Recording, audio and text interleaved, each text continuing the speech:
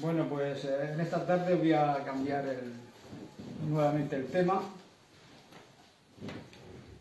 Estábamos compartiendo acerca de unos estudios en Filipenses, pero vamos a hacer un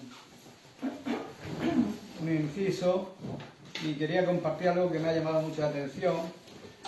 Es también una traducción de un hermano norteamericano, se llama Robert Booth, y es conocido en las iglesias donde yo estuve en Inglaterra, en la Fellowship, ¿no? Y es acerca del evangelismo a través de la historia de la iglesia. Es decir, vamos a hablar un poco de la historia de la iglesia, pero centrándonos en el evangelismo, ¿no?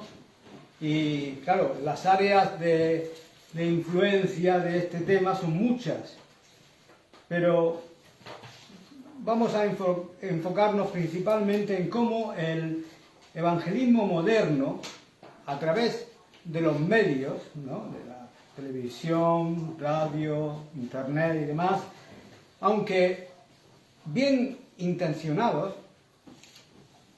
ha alterado negativamente al evangelismo junto con la adoración cristiana.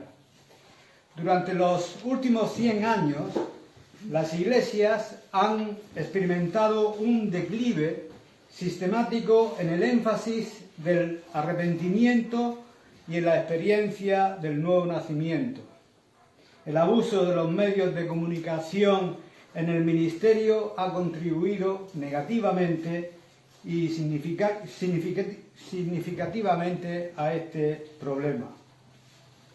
Los cristianos maduros, los cristianos serios, entienden que nada es más importante para el cristianismo que el tema del evangelismo. Si las personas no se arrepienten de sus pecados y por lo tanto no nacen del Espíritu Santo, del Espíritu de Dios, se pierde todo el propósito del evangelio. ¿Qué importa si millones de personas han levantado sus manos en una campaña, si han firmado una tarjeta o han hecho una oración, si no ha habido un nuevo nacimiento? Algunos ministros ven el evangelismo como un medio para edificar sus grandes iglesias o sus grandes ministerios, ¿no? Su objetivo es aumentar la audiencia, aumentar sus listas de correo electrónico y obtener apoyo financiero para sus ministerios. Cristo no vino al mundo para edificar el ministerio de ningún hombre, sino a su iglesia, donde él dijo que las puertas del infierno no prevalecerían contra ella. En una época en que la gente hace cola para ir a la televisión y hacer una obra para Dios o llevar el evangelio a los rincones más remotos del mundo, es el mensaje del evangelio el que está en peligro. Nuestros tiempos son similares a una historia que se encuentra en la Biblia. En 2 de Samuel, el capítulo 18 del 22 al 23, ahí leemos que durante el reinado del rey David sobre Israel, cuando Joab mató a Absalón, porque se rebeló contra David su padre, 2 mensajeros fueron a llevarle la noticia. El hombre que fue primero era un cusita y fue con las buenas y las malas noticias, porque la sublevación o la rebelión se había contenido, pero había muerto su hijo, ¿no? El segundo hombre era Ahimaas, un amigo de David que le rogó a Joab que le permitiera correr también. Las palabras de Joab son muy reveladoras. Le dijo: ¿por qué quieres correr, hijo mío? Ya que no tendrás recompensa por la noticia. Ahimaas dijo: pase lo que pase, yo quiero correr. Entonces Joab dijo: corre. Entonces Ahimaas corrió por la llanura y sobrepasó al cusita. Si sigues leyendo el texto, notarás que Ahimaas superó al cusita para ser el primero en traer las buenas noticias. El problema era que David estaba preocupado por la historia completa, no solo por las buenas nuevas. Su hijo había muerto. Pero Aimás no tuvo el valor para compartir esa mala noticia con su amigo. Dejó el trabajo a medio terminar. El cusita fue más directo y contó toda la historia, con malas noticias y todo. Y lamentablemente la mentalidad de Aimás ha infectado gran parte de la predicación que escuchamos hoy, como veremos. Muchos ministros aparecen en la televisión y no quieren o no pueden decirle a las gentes que son pecadores, que es decirles las malas noticias, ¿no? Algo tan necesario para darle sentido al Evangelio. Corren más rápido que el predicador eficaz del Evangelio y dejan el trabajo incompleto. En algún momento alguien tendrá que venir y predicar el mensaje completo, no solo la parte agradable que ganará una recompensa por la noticia. Ya han pasado ya 2000 años, o más de 2000 años, desde que Cristo reveló sus propósitos para edificar su iglesia.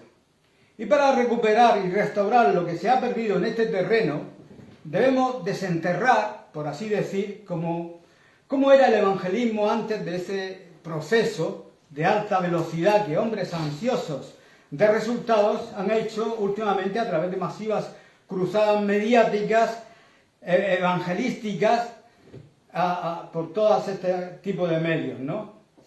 Y para desenterrar el objetivo del evangelismo del Nuevo Testamento, debemos excavar en la historia del evangelismo, como si de una ciudad antigua enterrada por las civilizaciones que siguieron se tratara. Debemos excavar con cuidado, capa tras capa, hasta llegar al libro de los Hechos. Cada capa revelará sistemáticamente cómo llegamos a la situación a la que nos enfrentamos hoy. Esta es una tarea seria, en terreno sagrado, y no es una que se deba hacer descuidadamente. A veces se describirán las partes involucradas, con verrugas y todo, como el doctor Tozer describía. Se usarán declaraciones hechas de biografías autorizadas, autobiografías, entrevistas y otras fuentes verificables. A veces se necesitará hacer una pausa y examinar cuidadosamente las implicaciones de ideas y métodos específicos que han influido en el evangelismo y en la adoración cristiana. Ocasionalmente la investigación dará la impresión de que se está criticando un individuo, doctrina o ministerio. No somos jueces de nadie, solo queremos entender qué pasó para recuperar lo que perdimos. Dios ha elegido a usar hombres con sus métodos y teologías para sus propósitos, tal como usó a muchos en las Escrituras, y nosotros estamos obligados a probar sus contribuciones y retener solo lo correcto. Esta actitud así requiere un gran examen de conciencia y valentía por parte nuestra. Y a veces nos aventuraremos quizás donde los ángeles incluso temen pisar. Que el Señor nos conceda gracia para ser comprendidos. Que el Señor nos dé la audacia para hacer lo que Pablo escribe en Romanos 3, versículo 4, y dejar que Dios sea veraz y todo hombre mentiroso cuando sea necesario. Jesús inició este gran edificio conocido como la Iglesia y por eso derramó su sangre. Desde el principio la Iglesia ha sido su proyecto de construcción y no el de los hombres. Muchos a lo largo de los siglos han enseñado doctrinas o han utilizado métodos para hacerse de un nombre. Algunos de ellos eran incluso enemigos de la Iglesia. Otros eran obreros fieles, cuidadosamente cualificados y atentos para que la Iglesia fuera construida según los métodos de Cristo y según sus especificaciones. Y prescindir de ellos nunca servirá. Los métodos no bíblicos no funcionarán. Los apóstoles entendieron que nosotros, como colaboradores de Dios, no tenemos la autoridad para cambiar el mensaje del Evangelio. Así que mientras nos encontramos en esta era que nos ha tocado vivir, reflexionemos sobre las palabras de Pablo que él dijo, porque nosotros somos colaboradores de Dios. Solo somos colaboradores de Dios. Una enseñanza como esta no hubiera sido necesaria si los hombres simplemente hubieran seguido el modelo de evangelización descrito en el libro de los Hechos. Mejorarlo es imposible. Cualquier alteración es en detrimento del proceso original. Un método de evangelismo diferente al delineado por Pedro, Pablo y los demás apóstoles está destinado a producir resultados incorrectos. Por ejemplo, sabemos que los 3.000 en Hechos 2 nacieron de nuevo porque la palabra de Dios dice que fueron añadidos a la iglesia. Ahora, ¿qué pasa con los métodos de evangelismo modernos? ¿Qué pasa con los avivamientos de la década de 1900 y los esfuerzos televangelísticos de los últimos 70 años? ¿Podría Dios decir que ha añadido X personas a su iglesia a través de estos esfuerzos? Nada es más importante para las iglesias que la forma en cómo evangelizamos. Si fallamos aquí, todos los demás esfuerzos serán en vano. Las almas están en peligro y las iglesias están en peligro. Hoy en día el camino estrecho o la puerta angosta que hablaba Jesús se ha ensanchado hasta tal punto que corremos el peligro de perder incluso nuestra identidad como cristianos evangélicos. A medida que las iglesias se llenan de falsos convertidos, que son carnales por naturaleza, el propósito de la iglesia está en juego. Además, aquellos que verdaderamente nacen de nuevo son vistos como radicales e intolerantes. Estas preocupaciones, como descubriremos más adelante, no son nuevas. Siempre ha habido un remanente que deseaba una iglesia pura que reflejara el diseño original de Dios. Quizás el intelectual fundamentalista J. Gresham expresó mejor la preocupación cuando comentó sobre el ministro liberal Harry Fosdick, que dijo, entre comillas, la cuestión no es si Fosdick está ganando almas, sino si las está ganando el cristianismo. Así que seguimos adelante en un siguiente punto donde comienza diciendo que el difunto Mr. Noss dijo una vez que no se trata tanto de la preparación del mensaje como de la preparación del mensajero. Antes de que Dios pudiera comenzar a edificar su iglesia, tuvo que preparar a los primeros 12 discípulos. Su preparación consistió en 3 años de entrenamiento intensivo que se ven registrados en los 4 evangelios. Aunque muchas personas habían aprendido acerca de Dios antes, este grupo adquirió experiencia de primera mano al vivir con Jesús noche y día. Jesucristo es la imagen del Dios invisible, ¿no? Y la representación completa de su personalidad. Sus enseñanzas, su comportamiento, su carácter y actitud eran todas demostraciones del carácter de Dios. Como nos dice el autor de Hebreos en el comienzo de la epístola, Dios, habiendo hablado muchas veces y de muchas maneras en otro tiempo a los padres por los profetas, en estos postreros días nos ha hablado por el Hijo. Jesucristo es el estándar supremo de lo que significa ser justo, santo, piadoso, humilde, compasivo, misericordioso, benevolente y todos los demás atributos esenciales. Jesús fue el ejemplo perfecto de cómo amar la justicia y odiar la iniquidad en esta época. Él es la expresión viva de lo que significa caminar en el Espíritu. Y como árbol de vida, vestido de carne y sangre, Jesús dio el fruto del Espíritu en toda circunstancia. Enseñó a los discípulos como, con el ejemplo, a vivir de cada palabra que procedía de la boca de Dios. Los discípulos le oyeron, le observaron y recibieron de él. Sin embargo, todavía no estaban preparados para la enorme tarea que tenían por delante. Antes de que Jesús ascendiera al cielo, se les instruyó que esperasen la promesa del Padre. Esta promesa fue el bautismo en el Espíritu Santo del que habló Juan el Bautista.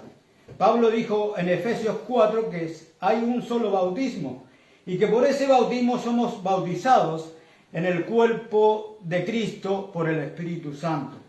Juan el Bautista dejó claro que Jesús no bautizaría en agua, sino con el Espíritu Santo y fuego. Los discípulos y otros tantos recibieron este bautismo en el día de Pentecostés, después de varias semanas de esperar en el Señor. Y fue en un aposento alto donde nació la iglesia, el templo de Dios hecho sin manos humanas. Ese edificio inicial consistía de una piedra fundamental angular, como vemos en Efesios 2:20, y las 120 piedras vivas que estaban presentes, que vemos en Primera de Pedro, que somos piedras vivas, ¿no? Al recibir esta experiencia, los 120 fueron finalmente cualificados para ser testigos y sabios constructores del cuerpo de Cristo. Ahora, en este libro de los Hechos hay 5 grandes primicias o primeras cosas que ocurrieron al inicio del libro de los Hechos, ¿no? Cada primicia en la Biblia merece nuestra atención. Hechos 2 marca 5 grandes primeras cosas que deseo ver brevemente y leerlas, y son el primer bautismo en el Espíritu Santo, el primer mensaje evangelístico, la primera respuesta a ese mensaje, el primer consejo dado a los pecadores compungidos y las primeras personas añadidas a la iglesia. El primer bautismo en el Espíritu Santo no solo equipó a los 120 para ser los primeros evangelistas, sino que cambió radicalmente sus naturalezas. Los que estaban en Adán estaban ahora en Cristo, y todos los beneficios de la cruz fueron efectivos en sus vidas. Antes de este bautismo, Pedro fracasó miserablemente. Fue incapaz de ser un testigo, incluso negó a Cristo y maldijo en voz alta. El bautismo en Cristo Jesús por el Espíritu le permitió ser semejante a Cristo. Además de ese cambio radical de su naturaleza, le fue dado denuedo que le permitió predicar el Evangelio eficazmente. El bautismo del Espíritu le permitió a Pedro ser un colaborador de Cristo y predicar su primer gran sermón evangelístico. El objetivo era colocar tantas piedras vivas o personas regeneradas en el templo como fuera posible. Comenzó su sermón explicando a la gente el significado del derramamiento del Espíritu Santo. Muchos asumieron que la gente estaba borracha, pero Pedro tomó ese malentendido como ocasión para exponer las profecías relacionadas con los eventos de los últimos días. Predicó con denuedo a Jesucristo a la gente y luego les recordó, sin temor alguno, su pecado por haber crucificado al Salvador. Su mensaje abrió una puerta de esperanza, mostrando al pueblo que todo estaba ordenado por Dios. La muerte de Cristo fue para la redención de la humanidad caída. Y en la tercera primicia se encuentra la primera respuesta a un mensaje evangelístico posterior a Pentecostés. En Hechos 2:37, al oír esto, se compungieron de corazón y dijeron a Pedro y a los otros apóstoles: varones, hermanos, ¿qué haremos? El Espíritu Santo estaba obrando, convenciéndoles de la verdad que Pedro proclamaba. Fueron compungidos de corazón, sabían que eran culpables ante Dios, entendieron que tenían que hacer algo, así que preguntaron. Y notad que Pedro no manipuló a la gente ni puso palabras de arrepentimiento en sus bocas. Fue muy sencillo.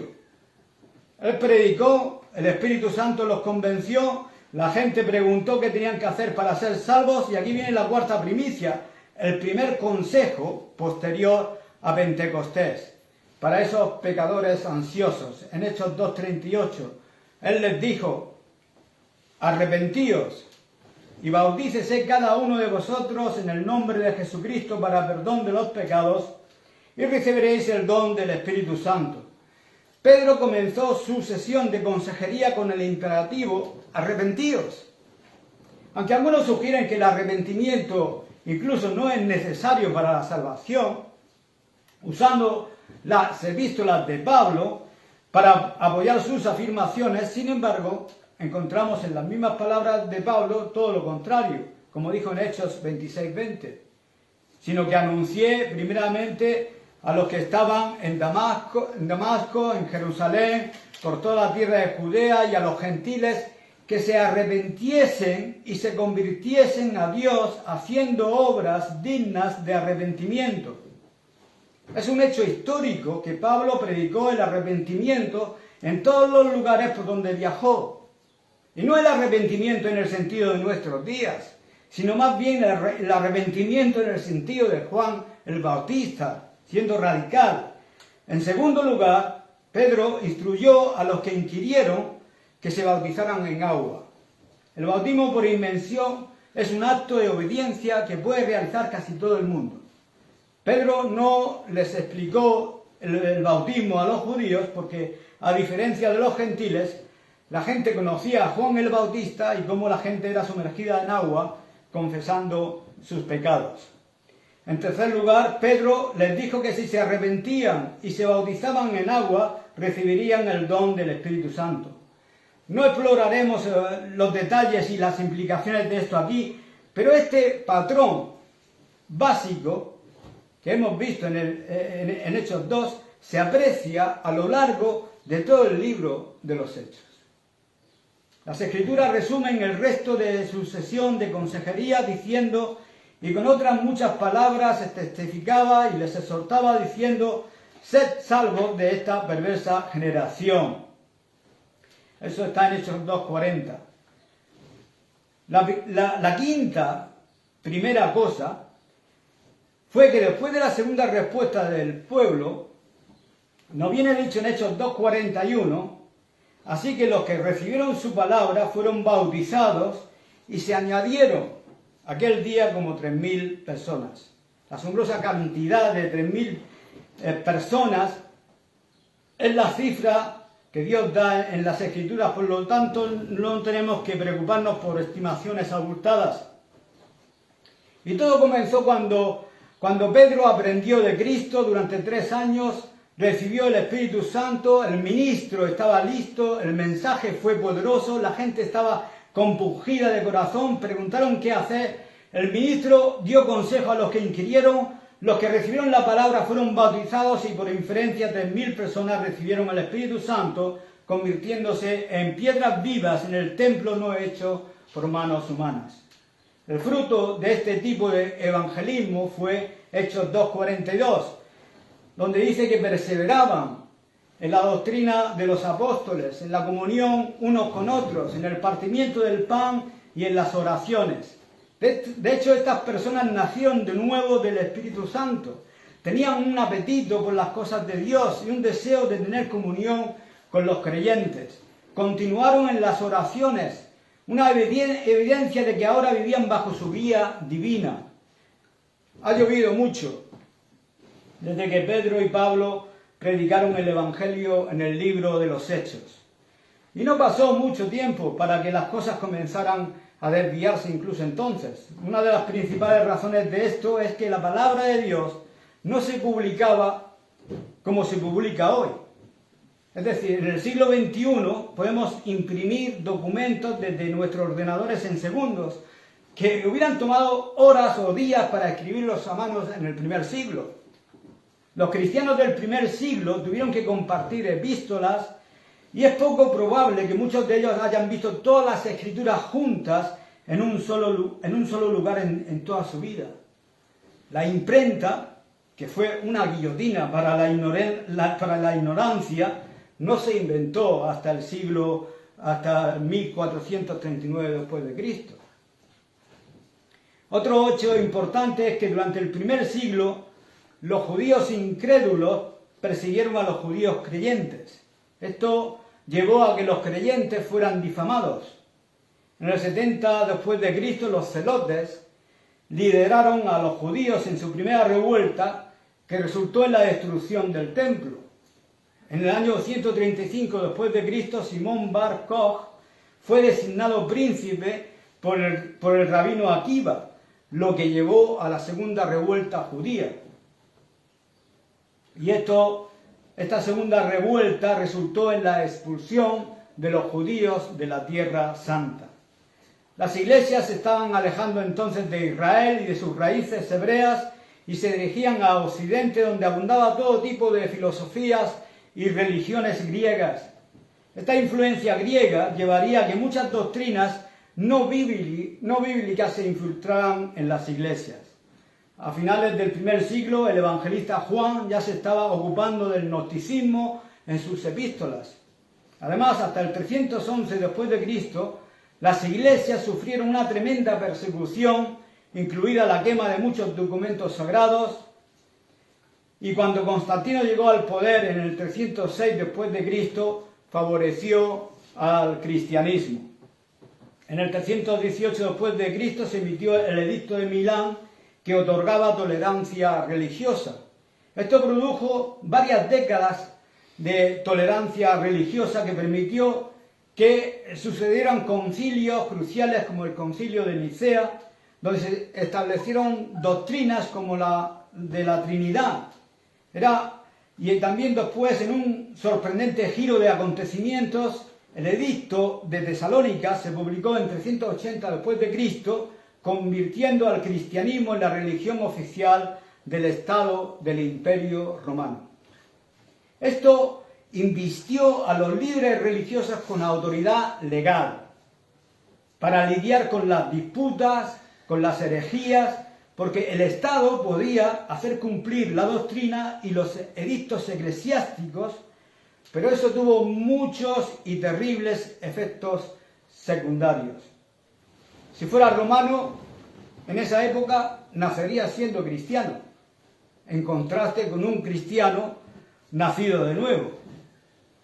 A partir de ese momento comenzó a existir la noción de que una persona podía ser cristiana sin tener una experiencia de conversión. En este punto de la historia, el patrón de evangelización del libro de los Hechos que hemos comentado se perdió. La gente era cristiana porque el Estado era cristiano. Algunos de nosotros hemos vivido eso con el catolicismo. No había necesidad de evangelistas o misioneros dentro del imperio porque todo fue cristianizado. La ley en el Imperio Romano era que todos tenían que ser cristianos y estar de acuerdo con la doctrina de la Iglesia establecida. Durante esa era, los evangelios y las epístolas se ensamblaron en lo que se conoce hoy como el canon de las Escrituras. También en aquel tiempo, entre el 347 y el 420 después de Cristo, un hombre llamado Jerónimo tradujo el texto griego al latín. La Vulgata latina de Jerónimo fue reconocida como una buena traducción y se convirtió en la Biblia oficial de la Iglesia romana. Aunque volveremos a este hombre más adelante, en el 354 después de Cristo nació Agustín, la figura más importante en las iglesias desde el apóstol Pablo. Su doctrina de la predestinación influyó significativamente en el evangelismo cuando fue redescubierto en el siglo XVI. Agustín pasó unos 10 años estudiando el maniqueísmo antes de convertirse en cristiano. Sus puntos de vista sobre el pecado original y el bautismo infantil han influido en los teólogos hasta la era presente. En el año 600 después de Cristo, Gregorio declaró que el latín era el idioma oficial de oración y adoración. Entonces se instituyó el papado y las oraciones se dirigieron a los santos muertos y a María, la Madre de nuestro Señor. En los años 700 se autorizó el culto a las imágenes y a finales de los años 900 el Papa Juan XV canonizaba a los santos muertos. Surgieron muchas otras ideas heréticas como la transubstanciación, la confesión del pecado a un sacerdote católico, la venta de indulgencias y la doctrina del purgatorio. Los católicos romanos hicieron absoluta la autoridad del Papa y que las tradiciones de la Iglesia tuvieran tanta autoridad como las Escrituras. La Biblia estaba escrita en una lengua muerta. A finales de la Edad Media pocas personas hablaban latín. La gente común no la podía entender. Con el tiempo nadie más que los sacerdotes y la gente educada podía leer o entender latín. Esto trajo oscuridad espiritual e ignorancia entre la gente y en la Iglesia romana. Durante cientos de años abundó la corrupción y la superstición dominaba el día a día. Lo que empeoró las cosas es que la Iglesia romana prohibía a la gente común traducir la Biblia a su idioma nativo. Esta regla se hizo cumplir para controlar lo que la gente creía. W.E. Addis, en su obra Un diccionario católico, escribió: no es necesario que todos los cristianos lean la Biblia. De hecho, si el estudio de la Biblia hubiera sido un requisito indispensable, una gran parte de la raza humana se hubiera quedado sin medios de gracia hasta la invención de la imprenta. Además de esto, era evidente que algunas partes de la Biblia no eran adecuadas para los muy jóvenes o para los ignorantes, y por eso Clemente XI condenó la proposición de que la lectura de las Escrituras es para todos. En los primeros tiempos, los laicos leían la Biblia libremente y los padres les animaban constantemente a hacerlo, aunque también insistían en la complejidad del texto sagrado. Durante la Edad Media aparecieron nuevos peligros como la herejía de los albigenses y la posibilidad de una traducción corrupta. Los herejes intentaron hacer su propia interpretación de la Biblia, y para hacer frente a esos males, el Concilio de Toulouse en 1229 y de Tarragona en 1234 prohibió a los laicos leer las traducciones vernáculas de la Biblia. Pío IV requirió que los obispos rechazaran a los laicos el permiso para leer incluso las versiones católicas de las Escrituras, a menos que sus confesores o párrocos juzgaran que tal lectura probablemente resultaría beneficiosa. Pronto, cualquier desafío a las doctrinas de la Iglesia romana se encontrarían con extrema violencia. Fue una época de intolerancia religiosa. El cumplimiento se hizo cumplir a fuego y espada. La Iglesia y el Estado estaban unidos. Se temía que cualquier disputa doctrinal pudiera causar inestabilidad política. La forma eficaz de resolver eso era mantener la Biblia encerrada en el latín y alimentar a la gente con lo que querían que creyera. Este fue un tiempo muy oscuro para la cristiandad, ya que hombres inconversos tenían poder sobre los inconversos y trataron de cristianizarlos. Aunque también hubieron esfuerzos misioneros pacíficos, sin embargo el cristianismo comenzó a viajar con ejércitos de las naciones como España e Inglaterra que estaban colonizando al mundo entero. J.T. Addison, profesor de Historia de la Religión y las Misiones, escribe: el principal objetivo de las misiones era la conversión de los no cristianos y la creación de una iglesia cristiana. Las conversiones generalmente eran en masa, con un mínimo de instrucción preliminar y muy a menudo con muy poca educación posterior al bautismo. El príncipe a menudo lideraba el camino y animaba u ordenaba a sus súbditos que lo siguieran. El cristianismo se difundía por medio de la espada y el fusil, en total oposición a las enseñanzas de Jesucristo. Se exportó a tierras nativas y se convirtió en la religión local. A menudo se hablaba de la conversión no como meros individuos, sino como continentes enteros. Se puede observar muchos ejemplos de esto, por lo que sería superfluo explorarlos aquí ahora. Otros hombres como Columba y Patrick, en lo que hoy es el Reino Unido, adoptaron un enfoque más bíblico, pero a lo largo de los siglos el mundo se estaba volviendo maduro para un resurgimiento del evangelismo basado en la Biblia. Ahora una pregunta: ¿qué es evangélico? Evangélico es una palabra derivada de la palabra griega euangelion, que significa evangelio o buenas noticias. En el uso bíblico, buenas nuevas se refiere al mensaje de salvación de la pena y el poder del pecado.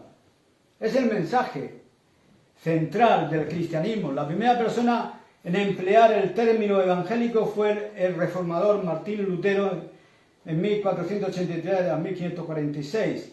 La usó para describir a los cristianos que enfatizaban la salvación solo por fe, la sola fide, y que consideraban que la Biblia era la autoridad final, sola escritura.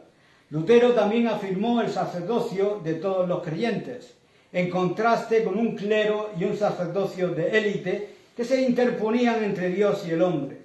Su doctrina estaba en marcado contraste con el sistema eclesiástico católico romano que creía en las buenas obras, además de la fe, y en la tradición, además de la Biblia. En el Tratado de Westfalia de 1648 y el Corpus Evangelicorum de 1653 reconocieron a los reformadores como evangélicos. En 1817, la Unión de las Iglesias Luteranas y Reformadas en Alemania se refirió a ambos grupos como evangélicos. Desde ese momento en adelante, los términos protestantes y evangélicos han sido casi sinónimos. Hoy en la mayoría de los países predominantemente católicos, el término evangélico es la palabra popular que se usa para describir a todos los cristianos protestantes. Y esta es la primera parte de este tema. Queda otra que ya la compartiré cuando vuelva de las vacaciones.